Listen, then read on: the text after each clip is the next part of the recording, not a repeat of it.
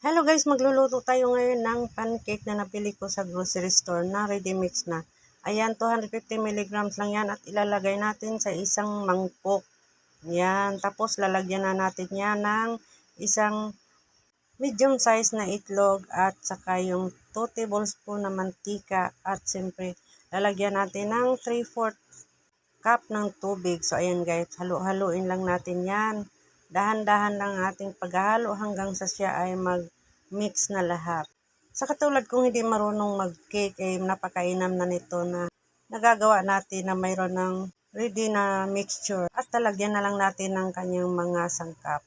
Ayan guys, halo-haloin lang natin ng dahan-dahan, huwag masyado sobra ang paghahalo at pagka yan ay naging fluffy na, ayan, katulad niya na nagpa-fluffy na siya, ayan, so pwede na yan. At kukuha naman tayo ng kawali na non-stick. Pag wala naman ay yung flat na kawali at lagyan nyo lang ng kunting-kunting mantika o kaya butter. Ayan, magsisimula na tayong magluto guys. Ayan, oh, yan yung kulay niyan, yan. Ayan na siya guys, ayan. Diba, medyo ngitim pa yung isa.